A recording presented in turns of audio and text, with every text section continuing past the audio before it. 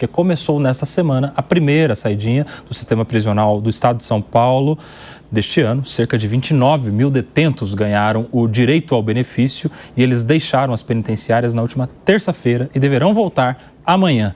Quem eventualmente não aparecer será considerado foragido. Um dado importante: aqui em São Paulo, a saidinha de Natal e Ano Novo beneficiou exatamente 31.838 detentos ao todo.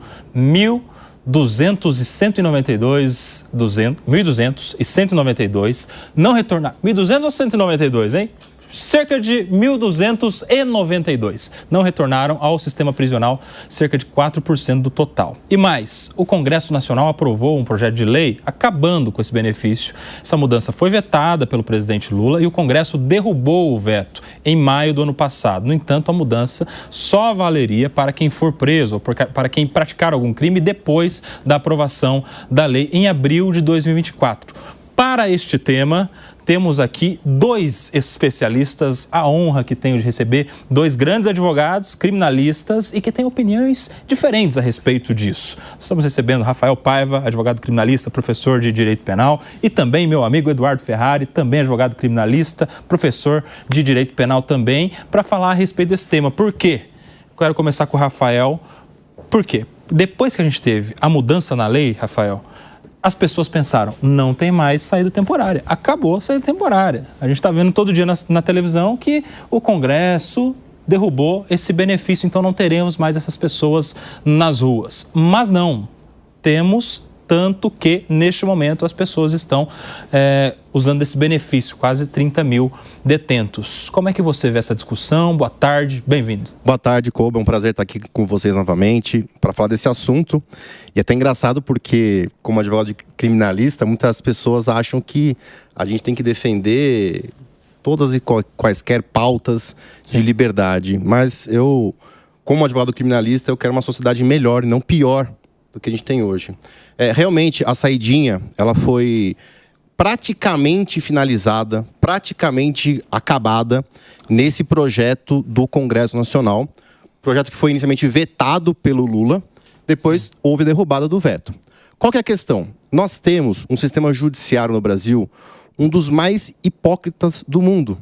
Então, o Tribunal de Justiça de São Paulo, quando foi analisar essa questão, entendeu o seguinte, que essa lei, que teoricamente é maléfica, pior para o condenado, ela não deveria retroagir. É um princípio do direito penal que eu entendo particularmente que está sendo aplicado de forma indevida nesse caso, mas é um princípio que proíbe que leis que tragam prejuízo para réus retroajam. Então, hoje em São Paulo, a maior parte, na verdade, acho que a maior parte dos tribunais tem seguido esse entendimento. Indo nesse caminho. Inclusive está pautado no STF já, com repercussão geral esse tema. Então o STF provavelmente nas próximas semanas... Vai explicando aí, meses, o STF vai decidir, o que ele decidir vai valer para todo mundo, é isso? Exatamente, o que o STF decidir nos próximos meses, talvez, ou semanas, vai valer para todos. Todos os processos estão suspensos nesse sentido. Mas o Tribunal de Justiça de São Paulo e os tribunais de justiça em geral têm adotado um entendimento de que não retroage. Então, só vai valer essa nova lei para quem cometer crime daqui para frente. Já sei que o meu amigo Eduardo Ferrari pensa diferente. E aí, Ferrari, por que isso não vale para quem já estava preso, meu amigo? Boa tarde, bem-vindo, que honra te receber. Obrigado pela oportunidade de estar aqui com você, debater aqui com o Paiva também esse assunto. Saúdo todos que se encontram aqui no estúdio. Bem, e todos que nos acompanham. Veja, Koba, é princípio básico do direito penal, especialmente se tratando de uma matéria que vem ali... piorar a situação anterior, né? Ou seja, a situação futura. Então, isso é consagrado já na nossa Constituição Federal, que é uma Constituição garantista e que coloca pra gente que a norma, quando vier colocada de uma forma pior, ela vai valer só dali para frente, né? E vimos diversos casos que trataram desse assunto, o tráfico de drogas, na época que houve ali a questão da minorante, do parágrafo 4º do artigo 33, enfim, as discussões existem. Isso vai dar trabalho para a advocacia criminal, porque vão haver ali diversos entendimentos, assim como já tem ocorrido diversos entendimentos. Mas me parece que a decisão de valer, isso sem discutir aí o mérito da questão das saídas temporárias, valer ela daqui para frente, sim, isso é correta a colocação e se encontra devidamente relacionada à nossa Constituição Federal. Eu quero entender o seguinte, aqui, Rafael Paiva, Eduardo Ferrari. Vocês acham que o benefício que existia na lei e que essas pessoas ainda usam por entendimento do tribunal como um direito melhor para o réu, né? Um benefício que não deve ser extinto, justamente porque o entendimento é que a lei pior não pode retroagir, vocês acham que a saída temporária é um instrumento válido de ressocialização? A pessoa que está lá vivendo este benefício nesse momento, ela está se ressocializando, ela está melhorando? E aí, Rafael Paiva? Bom, com relação à retroação da lei ou não, o que a Constituição proíbe é a retroação da lei penal. Então, eu fico com o entendimento do Ministério Público, nesse caso, que entende que só se está tratando da forma de execução da pena. Não é aumentado um único dia na pena desse condenado. Mas a forma de execução da pena, sim. Então, por isso que eu acho que não se aplica esse princípio.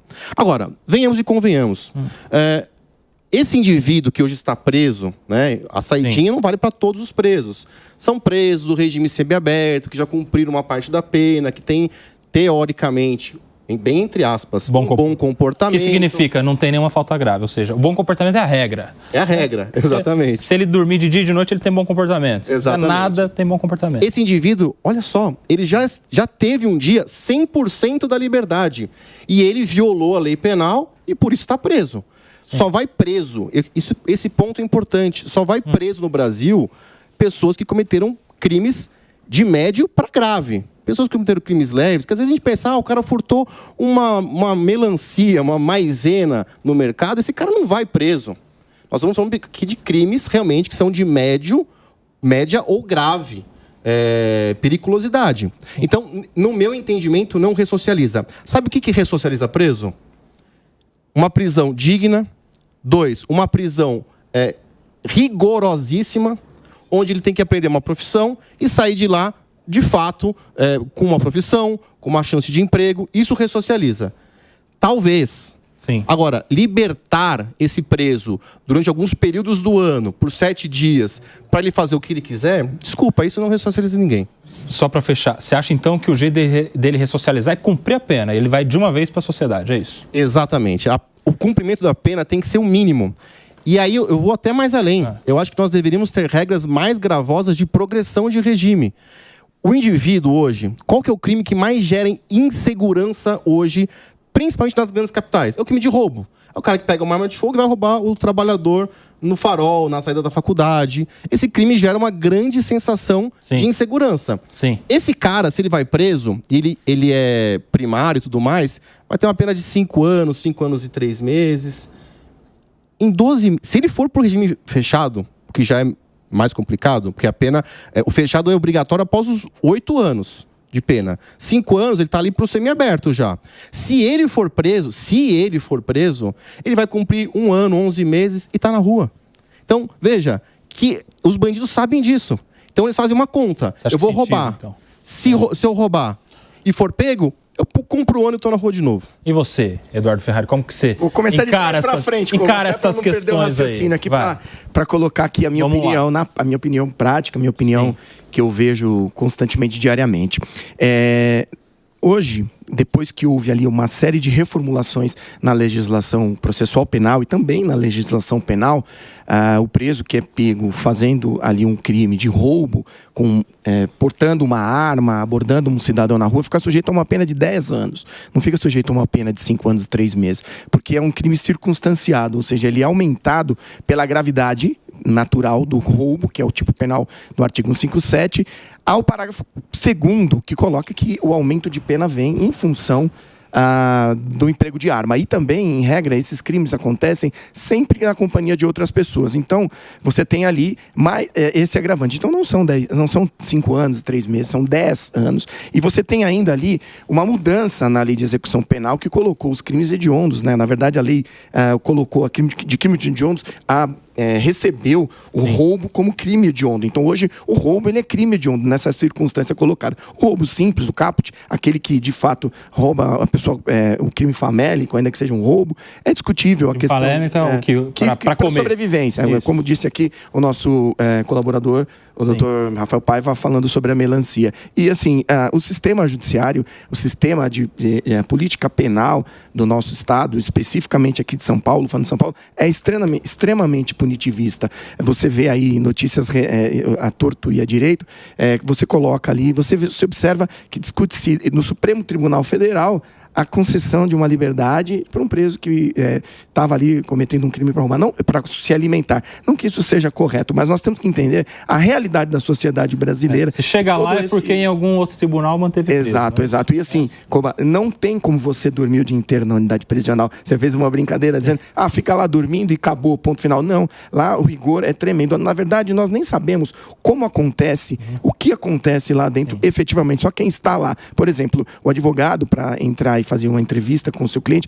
não pode entrar nem com a sua própria caneta. Ele tem que entrar com uma caneta que seja cedida por eles ou uma caneta transparente. Então, ou seja, a arma, que é a arma de trabalho, de empenho, de dedicação do advogado, da advogada é a caneta, ele está impedindo. Então, imagina o que acontece lá dentro. E assim, eu que visito unidades prisionais em todo o estado, e também em alguns outros estados da federação, o ambiente é extremamente hostil. Aquele ambiente não é um ambiente que vá fazer com que a pessoa possa voltar à sociedade. E mais, como acrescento aí já falando a questão das saídas temporárias, veja que existe todo um trabalho psicológico que é feito e que é ignorado com o surgimento dessa lei que tira a saída temporária para o convívio social, especialmente no trato com a família. Evidentemente que nós teríamos que ter um senso e um sensor um pouco mais detalhado, mais rigoroso, concordo, mas romper de uma vez por todas não é o adequado. Por quê? Porque as grandes organizações criminosas, para dizer que aqui no estado de São Paulo nós temos uma que tem aí expansões até mundiais, nasceram na unidade prisional. Então você imagina que você vai colocar um jovem que cometeu um crime grave, sim, não estou dizendo aqui que não cometeu, e que ele fica sujeito àquilo, ele poderia um dia ter a condição de retornar à sociedade e conviver de uma outra forma, mas ali ele está sendo entregue de bandeja às organizações criminosas, que no Brasil, que especialmente em São Paulo, é o celeiro do crime organizado.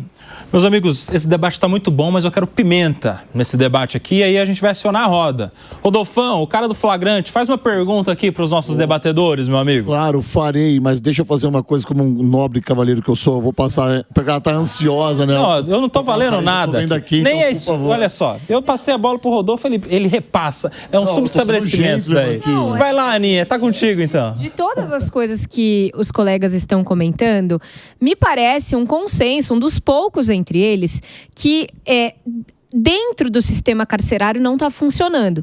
E aí eu queria entender se, da mesma forma que existem tantas proposições a respeito da saidinha, do endurecimento das penas, e esse outro lado, de como aprimorar dentro do sistema carcerário, de como trazer mais oportunidades de dentro dos presídios para essas pessoas. Com relação a isso, o que vocês pensam? Existem iniciativas nesse sentido? Vamos começar agora com o Ferrari e depois com o Pablo. Vai lá. Sim. Muito bem colocado, muito bem observado. O que ocorre? Existe. Só que a carceragem, a população carcerária, ela é imensa. Então, por exemplo, ali dentro de um núcleo onde desempenha um trabalho mais de perto, que é Guarulhos, nós temos 5 unidades prisionais. São 4 para regime fechado e agora 1 para regime semiaberto e caminhando para o 6º, que é uma ala de progressão dentro de uma dessas unidades prisionais. A capacidade, em regra, das unidades prisionais, do CDP, em torno de 700, 750 pessoas. Ali, hoje, passa de 1.300. Então, você já tem o dobro da população carcerária. O déficit dos policiais penais, agora assim denominados, é gigantesco. Você vê... Tá faltando, né, o Ferrari? Você vê que eles não têm aparato, ou seja, toda a estrutura estatal, ela é contrária ao desenvolvimento. Então, existem sim, respondendo ao objetivo da pergunta, grandes trabalhos. Por exemplo, na unidade prisional Adriano Marrei, eles têm lá ferramentas, por exemplo, como um teatro, música, tem outras atividades voltadas de forma lúdica ao desenvolvimento e à adesão plena, inclusive lista de espera, para que os presos possam participar, possam se dedicar a essas atividades. E José Parada Neto, que é uma unidade prisional que tem lá também, tem uma padaria. Você conhece tudo, hein, ô Ferrari? Não, é o núcleo onde nós estamos. Você trabalha lá, né? E ali no José Parada Neto, inclusive, é uma unidade prisional diferenciada, específica, que trata de crimes graves, ligados especialmente a violências sexuais. E ali você encontra todo um aparato preparado para o desenvolvimento daqueles presos. Só que não atende todos. E, inclusive, nessa unidade prisional, o número de presos não é alto, mas a idade dos presos que ali se encontram é avançada.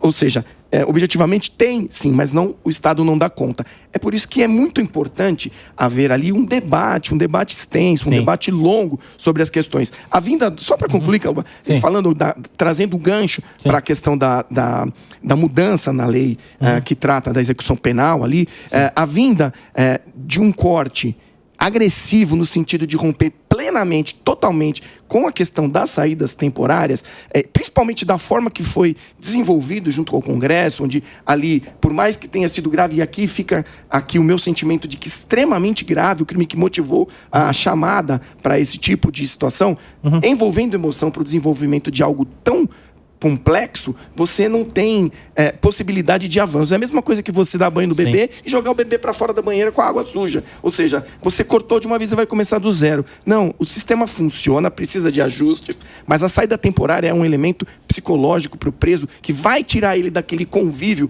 absurdo, ligado onde ele fica o tempo inteiro com pessoas ligadas ao crime. A lei de execução penal estabelece que ele deveria ficar, o réu primário, em um campo isolado ou em um campo selecionado, e não há essa seleção. Sem outros reincidentes, no caso. Reincidente com reincidente, primário com primário. Por exemplo, também furto. Estuprador com estuprador, furto com furto e o traficante com traficante. O próprio sistema dos presos, né, que é um mundo paralelo, já exclui. Eles não estão nas cadeias normais. Né? Sim. Quero te ouvir também, Rafael. Você viu o que falou aí a Aninha e a Beatriz, vocês concordaram de que o sistema tem que mudar.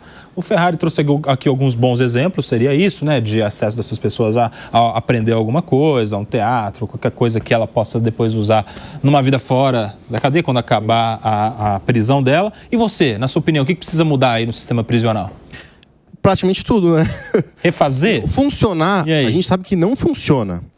Inclusive, o Rodolfo mencionou aqui sobre o crime organizado e tudo mais. E é sabido que o crime organizado só se sustentou, só foi criado e cresceu no nosso Estado, e hoje já é internacional, inclusive, graças à ineficiência do Estado. O crime só cresce onde não tem Estado. Então, de fato, existe uma disciplina, olha que coisa interessante, nas cadeias, mas essa disciplina não é dada pelo Estado. É pela facção criminosa. É pela facção. Então, a facção, ela exige código de conduta rigorosíssimo, mas é a facção, não é o Estado. Então, o Estado precisa tomar para si essa responsabilidade. De fato, eu concordo com a Ana que não funciona. Nós hoje temos um depósito de pessoas ali que saem pior do que existem. Porém, eu acho que o caminho não é libertá-las piores. Nós temos que arrumar uma forma de ajustar essas pessoas, ou pelo menos a maior parte delas. E eu entendo particularmente que o cumprimento da pena, pelo menos a maior parte preso, é um dos princípios para isso. Para que a pessoa entenda que cometer um crime é algo ruim e que ela tem que ser responsabilizada, com melhores circunstâncias. Mas eu volto no assunto. Nós não temos no Brasil, praticamente, eu desconheço uma medida grande nesse sentido, de colônias penais, de lugares onde esse preso possa trabalhar, onde ele possa aprender uma profissão. Isso falta. O melhor presídio que eu conheço nesse sentido é o presídio militar Romão Gomes. Exatamente. Esse aí é rigoroso. É rigoroso, tem lá uma disciplina que não é da facção criminosa, tem oportunidade de trabalho, recolocação. Tem até mais respeito mas a colônia agrícola ela existe, inclusive, principalmente no interior. Pouco, né? Mas funciona. O problema todo é que o Estado, ele é deficitário. Que não dá voto, né? O Estado Você construiu uma colônia agrícola que não se encontra preso. Imagina para o cidadão que está preso, porque apesar de terem cometido um crime, de estarem ali restritos de certa forma de seus direitos, eles não deixaram de ser cidadãos. Então eles também enquadram. O déficit é gigantesco. Por isso que a sociedade, inclusive a lei de execução penal, coloca essa possibilidade para que a sociedade se una. O problema todo é que nós, como sociedade, estamos falhando também. Nós estamos aqui falando dos governantes, estamos falando de todos, inclusive a sociedade falha e muito em desenvolver projetos voltados à capacitação, à recuperação do preso. Eu sei que a FUNAP desempenha um trabalho gigantesco, mas está totalmente escateada também. Vamos girar a nossa roda aqui, vou pedir só para os colegas aqui serem mais rapidinhos para todo mundo participar. Quero a pergunta do João Belucci agora. Agora você ficou por fim, Rodolfão. Você passou sua vez, meu amigo, ficou por fim da fila. Aqui é assim, vai lá, João Belucci. Tudo bem. Já era. Não, seria no sentido da questão da vítima, né? Porque a gente sempre coloca o preso, o criminoso no centro do debate. Não tem vaga para ele não pode trabalhar, ele não pode fazer serviços braçais, não pode indenizar a vítima. Como que se vê a questão da vítima, né? Porque a vítima nunca é trazida para o debate, igual no caso da Vitória que a gente trouxe, os rapazes que lá serão presos, julgados provavelmente, terão todos os benefícios da lei, vão sair, ressocializar. E a família da vítima? Porque nunca a vítima é tratada nesse debate.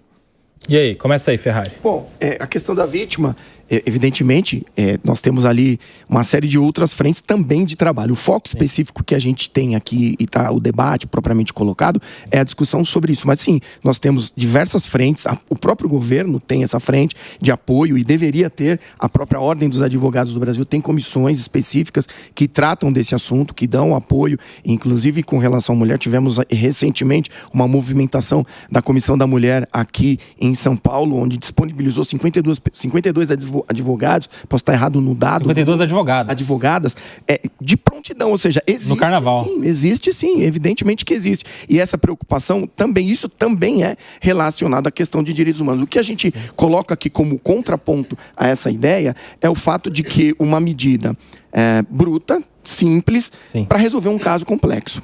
E você, Rafael Paiva? De fato, o João tá certo. A vítima sempre é deixada de lado nesses debates. Avisa pra mãe da menina lá da Vitória. Avisa pra família daquele ciclista que foi morto na frente de um parque aqui, 6 horas da manhã em São Paulo.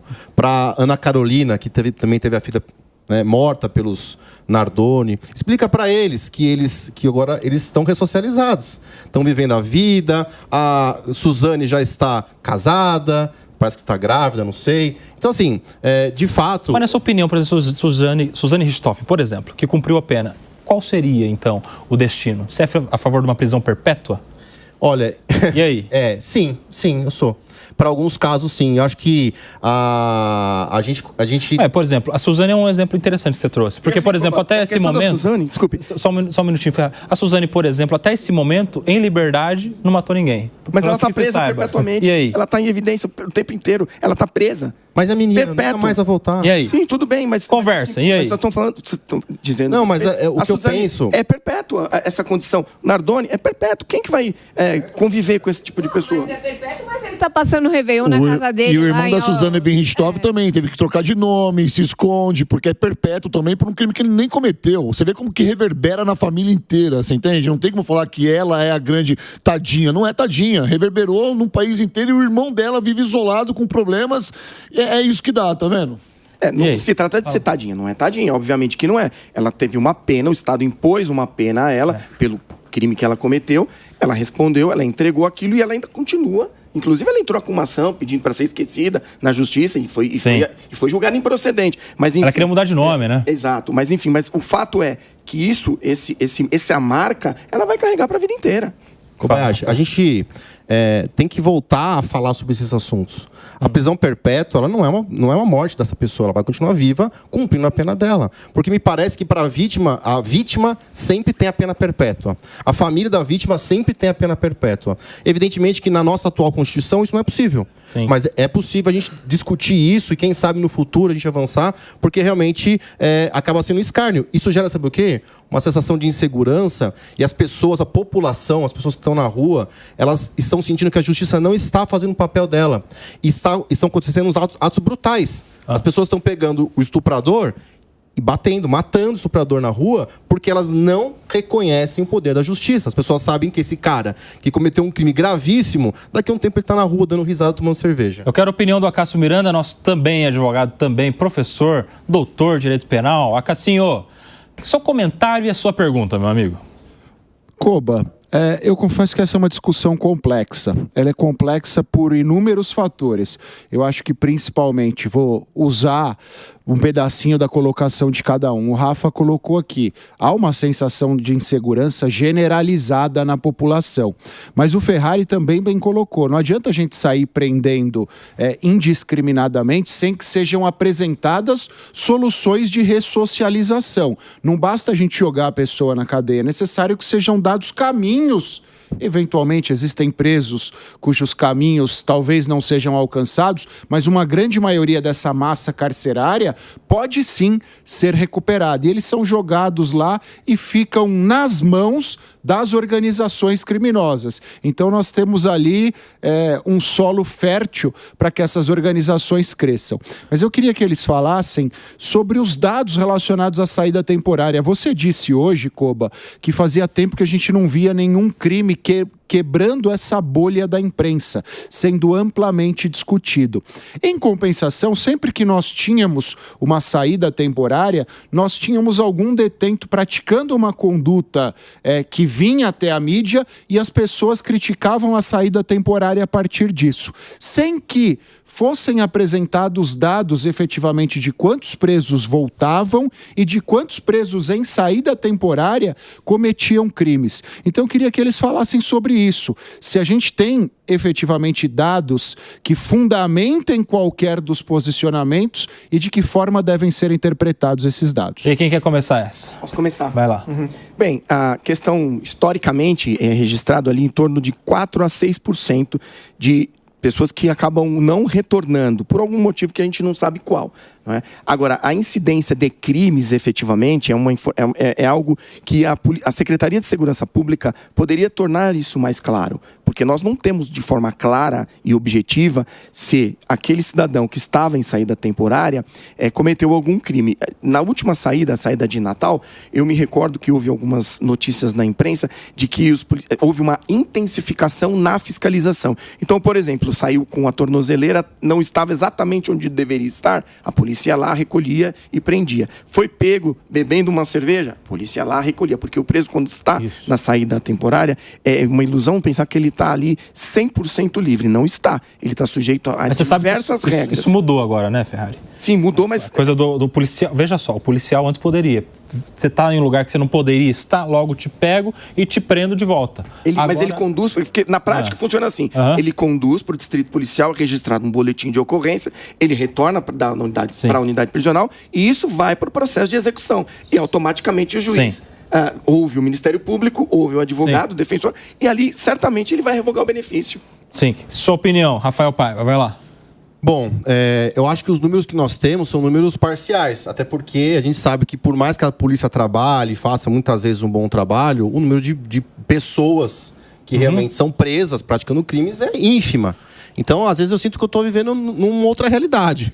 A realidade, para mim, é muito mais gravosa, muito mais periclitante e basta uma vítima. Uma vítima que foi assassinada por indivíduos que estavam saindo nessa liberdade provisória, para mim já é o suficiente para a gente repensar o sistema, que foi o que o Congresso fez. O Congresso repensou. Nós temos representantes no Congresso que que o sistema foi levado para eles decidiram, vamos acabar. Então, me parece que até uma segunda ordem, esse é o sentimento que vigora na população, na sociedade. Então, Perfeito. Posso só fazer uma 30 observação? segundos, vai lá. Não, é que... Concordo. Pera só, olha só, vem aqui comigo na 3. Você vê o que é a vida? O Rodolfo, ele passa a vez dele para Ana Beatriz. Quando vai chegar a vez da Ana Beatriz, aliás, quando vai chegar a vez do Rodolfo, a Ana Beatriz simplesmente corta a fila dele. Então É isso aí que a vida te dá, viu, Rodolfo Maris? Vai, isso é bem feito para você. Vai lá.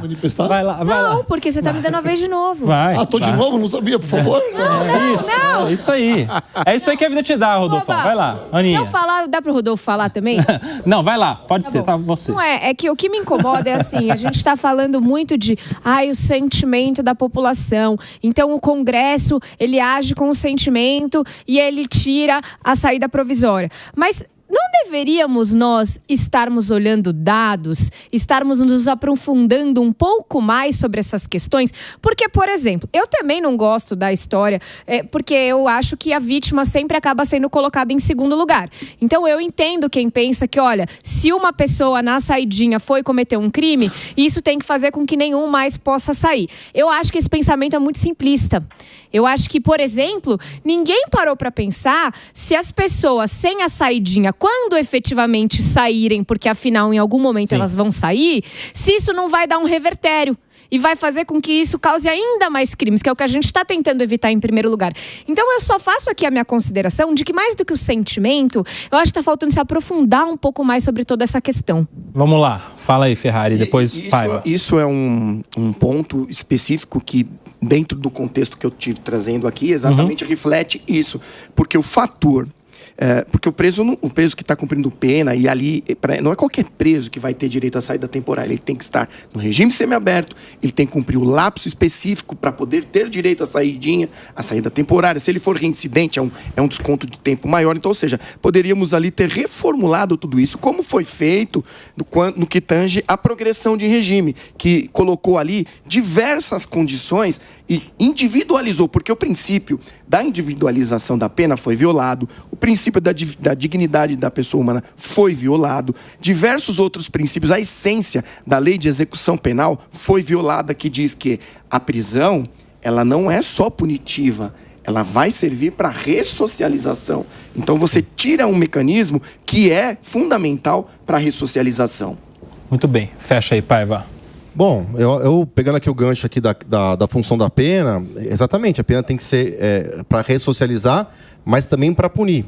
O fato é que nós estamos vivendo, e esse debate é importante por isso. Esse é o grande debate, né? Exato. Esse é o grande debate, né? É para punir, mas também é para ressocializar. Ou é para ressocializar, mas também é para punir. É a ordem das coisas que faz a diferença? E aí? Esse debate é importante por isso. Esse é um dos grandes problemas da nossa sociedade hoje. Nós temos um sistema prisional falido. Sim. Ponto final, é falido. Agora, como que nós vamos resolver isso? É soltando todo mundo, começando de novo, é prendendo todo mundo? Não sei. O que me parece é que temos um problema. Isso é um problema da nossa sociedade, nós precisamos enfrentá-lo de frente. Sim. Agora, na minha forma de ver esse problema, eu acho que nós temos que endurecer as regras e melhorar o sistema. E não afrouxar as regras e melhorar o sistema. Agora sim, Rodolfo Mari, você ficou por último, meu amigo. Eu quero pimenta nesse debate, o homem do flagrante. Se tiver trilha aí de programa policial, é agora com o Rodolfo Mari, que vai fazer um comentário e vai fazer também pergunta para os nossos debatedores. E aí, Rodolfão, fala. Eu mudei aqui a minha pergunta 3 vezes. Ah lá. Já mudei minha pergunta 3 vezes. Põe na tela o Rodolfão. Vamos lá. Vou colocar aqui de uma forma... Vou construir a minha pergunta, tá bom?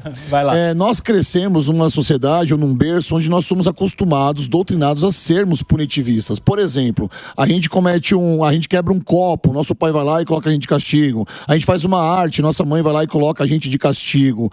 E numa sociedade sadia, isso é muito comum e isso é muito natural. É comum também a gente entender que quando a pessoa comete um delito, um crime, ela tem que ser punida por aquilo. A origem hoje, a raiz hoje do que está se ensinando nas faculdades é meio diferente. Meio diferente daquilo tudo que a gente já aprendeu. Porque quem apanhava da mãe, tomava umas palmadas, era uma coisa. O Estado não bate, o Estado vai lá e pune. E agora querem tirar esse tipo de punição, querem deixar coisas mais brandas. Aí eu pego carona numa das falas aqui do Dr. Ferrari, que disse o seguinte: a ressocialização, a saidinha serve para ele não ficar naquele meio contaminado dentro da cadeia e ter contato com outras pessoas. Mas isso é uma utopia e uma falácia, porque as pessoas que saem, que têm esse benefício da saidinha, eles vão estar com os mesmos criminosos no qual eles foram presos. Uma vez que o preso entra lá como um preso normal, não um faccionado, ele entra nos presídios, ele se facciona e ele ele pega esse benefício da saidinha para cometer novos crimes, porque ele vai adquirindo dívida lá dentro da cadeia. Dívida de sabonete, dívida por um lugar melhor para dormir, dívida para sua segurança própria. Ou seja, entender que a saidinha é um benefício do preso é uma falácia. É uma falácia. E eu queria entender de vocês, dos dois, se a gente não tem um Estado que não preserva a vítima, porque é dever do Estado também punir, é dever do Estado também nos dar a segurança. Como que fica a questão agora dessa saidinha de verdade, já que é o nosso tema aqui, a saidinha? Ela vai ter um significado maior, a gente vai conseguir fazer com que a saidinha seja um exemplo para o Brasil mesmo, já lembrando que o Brasil só é pró-réu, a gente não consegue retroagir as penas. Como é que fica a saidinha? Como é que a pessoa que está nos assistindo em casa entende a saidinha? E aí, vai lá, começa aí. Posso eu? Vai. Rodolfo, sou seu fã, muito seu fã, cara. Olha só. Rodolfo falou uma coisa muito importante aqui, que é a questão ideológica. Nós temos nas faculdades, e eu fui professor muitos anos de faculdade, nós temos uma questão ideológica muito forte também, nesse mesmo sentido. E esse movimento já veio desde a psicologia. A tal da educação positiva. Filhinho, você prefere tomar banho ou você prefere... E não funciona. Isso não funciona. E agora nós queremos trazer essa educação positiva para presos? Não faz sentido. Eu acho que o rigor aqui é importante. E veja, não tem nenhum tipo... O rigor funciona? O rigor funciona. Ele tende a funcionar mais do que a falta de rigor. A pessoa precisa saber que existem consequências. A sensação de segurança aumentou muito. Há pouco tempo atrás, assim, alguns anos antes da pandemia, eu conseguia sair da minha casa e caminhar, andar. Hoje eu não tenho coragem, porque você vê dezenas de relatos. É motoqueiro aqui, é morador de rua, é não sei quem lá. Então, assim, a cidade está insegura. Isso é um fato. É um fato que precisa ser mudado. Agora, a saidinha, ou melhor, a quebra da saidinha, a impossibilidade da saidinha, eu não chamo nem de saidinha, viu? O que nós temos hoje é um saidão. Porque as pessoas saem de forma quase que indiscriminada. Sim. Porque completam umas regras objetivas lá e estão na rua. Essa lei, ela trouxe pontos importantes. Crime hediondo, sem saidinha. Praticou crime... quer saidinha? Exame criminológico. Então a gente precisa um pouco mesmo de ferramentas para melhorar. É claro que o fim da saidinha, ela não resolve o problema. Evidentemente que é um problema social, econômico e tudo mais. Mas eu acho que é um primeiro passo para a gente tentar moralizar um pouco esse sistema.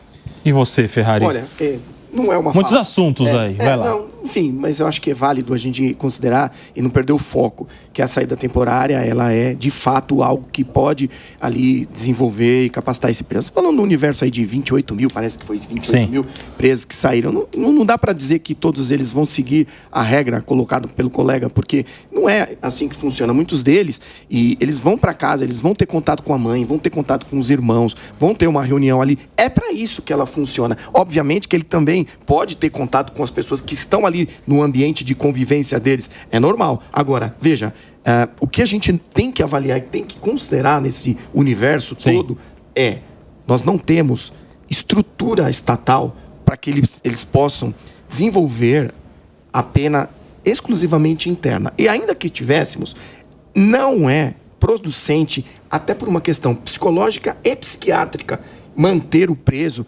dentro da unidade prisional. Lá atrás, houve a legislação dos crimes hediondos, veio com a máxima de que a pena deveria ser, nos crimes hediondos, cumprida integralmente fechada. Não vingou. Assim como essa questão vai ser muito debatida, vai ser muito discutida, e arrisco dizer, adiante, isso vai ser reformulado, porque é extremamente importante. Quer dizer, você acha que no futuro vai ter novamente a saída temporária? Vai, isso, na minha visão, isso vai ser debatido, vai ser discutido nos tribunais, vai se concluir de que é um equívoco interessante isso. Remover totalmente a questão da saída temporária. Não que ela tenha sido totalmente, porque para quem vai estudar ainda prevalece esse tipo, a saída temporária. Sim. Nelson, posso fazer um adendo aqui? Claro, Rodolfão. Porque eu tô com uma pesquisa aberta aqui da IBD Fan, e fala o seguinte: 92% dos presos hoje não teve convívio com o pai ou com a mãe, ou seja, tem um lar totalmente desbalanceado, por assim dizer. O que eu quero dizer com isso? Que falar que o preso que se beneficia dessa saidinha, falar que ele vai voltar pro laço familiar é mentira. Ele não vai voltar pro laço familiar porque ele não foi socializado por uma sociedade. Ele vai voltar pro crime, porque desde os 10 anos ele pratica crimes. E quando ele ficou maior de idade, ele foi para um presídio. Mas o índice ainda desculpa, deixa eu só ficar aqui para não falar besteira, de 72% de adultos que já tiveram ali na sua adolescência, passado pela Fundação Casa e etc., é muito grande. Ou seja, o que eu quero dizer com tudo isso aqui, para simplificar? Falar que essa saidinha vai levar o preso para dentro da casa dele, vai levar o preso para o lar familiar, é uma mentira. Ele não teve isso na infância e na adolescência. Ele cresceu praticando crime. Tá dentro do presídio, preso, na condição de preso, para ele é um benefício, porque lá ele tem alimentação, ele tem água, ele tem tudo e tem segurança. Voltar para a sociedade é uma mentira. Nós não temos no país uma política equalizada que visa ressocializar de verdade esse preso. Não temos. O senhor mencionou aqui, doutor Ferrari, sobre a questão da prisão agrícola, que é benefício para quem não comete crime hediondo, crime até 5 anos, né, que no regime semiaberto. O senhor citou que nós temos no país. Minha ponta, em São Paulo nós não temos. Nós temos uma grande quantidade de presos dormindo em celas de 5x5, com 40 presos. É um estado de calamidade. Mas falar que esse preso vai voltar para a sociedade é utópico. Não, inclusive, faço até um adendo, né? Sim, claro, Às com todo vezes a respeito, gente com não tem certeza. a informação completa, né? E pode estar acontecendo isso. Em Campinas, que é uma cidade que tem um plano de ação para ressocialização, que eles estão em um complexo penitenciário lá, quem presta serviço, por exemplo, de limpeza, serviço de capinagem, lá são os presos. Então, ou seja, basta que a sociedade se alie. O que a gente está colocando aqui é que nada é plano e idêntico. Então, existe preso que pratica crime desde os 10 anos? Existe. Mas também existe aquele que foi preso pela primeira vez. Tem 28 mil saindo agora. São 28 mil realidades, não é isso? Minimizarmos algo que é complexo, que tem uma série de fatores, enfim. E tem sim aqueles presos que retornam e vão para suas casas. Se não está com o pai, com a mãe, está com a mãe, ou está com o pai, ou está com a irmã. Enfim, é necessário esse retorno, até porque ele precisa, para sair, comprovar onde ele vai ficar. Não é? E isso, esse controle mínimo é feito. Sim. Quer arrematar? Ou você vai seguir o relator aí? Porque parece que o Rodolfo tá sentado aqui, tá do seu lado, parece. Tá 2 contra 2 aqui. 2 ou mais, né? 2 ou mais, hein, ô Ferrari? Não tá fácil, não. Até minha energia. Não, mas faz parte. O debate é importante, até para que a gente possa esclarecer os pontos que muitas vezes escapam, né? Sim, fala aí. Eu acho que o ponto é esse mesmo. Eu acho que o debate é importante. Essas questões realmente são muitos valores envolvidos, mas até pego aqui um ponto que o doutor Ferrari mencionou sobre a possibilidade do judiciário acabar com isso. E isso é um problema. Isso, realmente, você está certo, isso pode acontecer. Tende a acontecer.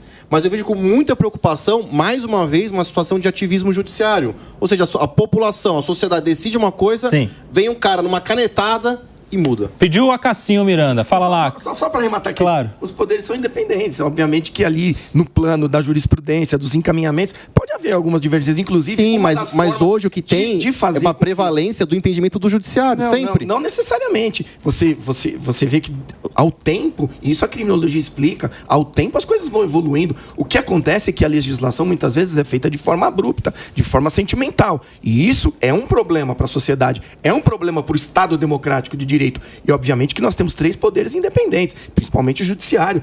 E ali no Poder Judiciário, aí falando do nosso encaminhamento, nós somos advogados. Eu sou advogado. Eu faço ali, assumi um compromisso pela Constituição Federal de debater direitos humanos, de debater o melhor para a minha sociedade. E é para isso que eu visto essa camisa. Já o Acácio fala, já. Porque agora eu quero entender esse negócio aí. Quer dizer que o Judiciário pode melar o fim da saída temporária? Declarar inconstitucional a lei que extinguiu o benefício da saída temporária? Por que motivo seria isso? Justamente porque em outras ocasiões nós já tivemos uma restrição da saída temporária. 2019, se eu não me engano, justamente esses crimes hediondos. Por exemplo, pai que mata a filha desde 2019 não tem benefício da saída temporária, né? Justamente uma mudança na lei que ganhou repercussão e viabilidade no Congresso pelo caso do Alexandre Nardoni e tal. E o Judiciário já se deparou com isso e não declarou inconstitucional. E aí? Por que agora declararia, Rafael Paiva? Por uma questão ideológica mesmo. Eu entendo que há uma questão ideológica aqui, o judiciário ele tende a pensar dessa forma, principalmente se nós falarmos em instâncias superiores. E aí entra aquilo que eu falei no comecinho da minha fala aqui no nosso debate, é uma hipocrisia. Porque quando o judiciário quer prender alguém, manter 17 anos preso, ele encontra 1000 justificativas jurídicas, porque o direito permite essa maleabilidade. Ele encontra e a pessoa fica presa. Agora, quando o judiciário entende que não, aí ele aplica um princípio. Sempre vai haver um princípio para um lado e sempre vai haver um princípio para o outro lado. O que eu questiono é o fato de sempre... Não é em caso de proteção de minorias. Aí eu entendo o papel do judiciário intervir na vontade popular que é manifestada pelo Congresso. Mas eu entrei na faculdade em 2003. Naquela época já se falava sobre o ativismo judiciário e como isso era prejudicial. Sim. Nós estamos hoje em 2025 e o que eu vejo é que hoje o Poder Judiciário ele funciona como um poder moderador. Então assim, Congresso, não gostei do que você fez, está errado. Está fora. Para mim parece que nós temos um poder moderador. O Lênio Streck diria que isso é um panprincipiologismo, não é isso? Fala lá, Cássio Miranda já tinha pedido a palavra. Eu ia pedir a palavra por uma razão inútil. O Paiva... Que bom saber disso. O Paiva é um grande cozinheiro. Eu quero deixar aqui a manifestação que ele veio nos visitar pela primeira vez e não trouxe nenhuma receita especial pra gente. Bom saber. É só uma reclamação. Eu queria deixar registrado ao vivo. Eu acrescento que o Ferrari é um grande músico. Veio nos visitar, não trouxe a banda dele também. Tem essa, né, meus amigos? Quem não acompanha lá, o batera Eduardo Ferrari. Mas, meus amigos, eu quero agradecer a vocês, hein? Que debate debate legal, altíssimo nível, que 2 advogados que admiro, professores, colega, doutor Ferrari é meu colega de conselho da OAB, ex-presidente da OAB de Guarulhos. Obrigado, volte sempre. Como que as pessoas te seguem nas redes sociais? Pois bem, calma. E aí? Temos ali, obrigado, eu que agradeço a oportunidade de estar aqui enriquecendo esse debate, participando, apanhando um pouquinho, mas faz parte. Falar que o advogado criminal, ele tem casca, viu? Pode ficar tranquilo, pode bater bastante, pode bater firme, que a gente tem bastante resiliência, a gente encara isso como natural. Eu tenho o Instagram, né? Hoje em dia, o que mais a gente usa, Eduardo Ferrari ADV. Só adicionar, bater um papo comigo lá. Eu sempre tenho ali algumas discussões. E tem um canal também que tá ali. Muito bom o canal, viu? Né? Assim, meio bruto, né? Vamos lá, vai todo mundo seguir agora o Ferrari e já vai começar bem. Mas a gente discute alguns temas ali polêmicos. O canal é Eduardo Ferrari também. Não, o canal já é Na Pista Penal. Na Pista Penal. Também no Instagram. E a gente faz um bate-papo ali. Tem também no YouTube. Legal. No YouTube tem alguns cortes mais específicos, mas é toda discussão. E ali não se preocupe com... Não vá olhar o acabamento, mas pense no conteúdo. Muito bom, Eduardo Ferrari. Obrigado pela presença, imagina, pela oportunidade. E o Paiva também para seguir nas redes, como é que é? Bom, o Paiva é influencer, viu? O Instagram dele é bombado. Como é que é? Eu tenho 2, mas vou passar um só. É o @PaivaDoutor. Sim. É meu Instagram. Tem o TikTok também, porque já está chegando nos 40 anos. Tem um TikTok também, @PaivaDoutor. Até posto mais lá, então quem quiser me seguir, vai ser um prazer. Obrigado pelo convite. Imagina.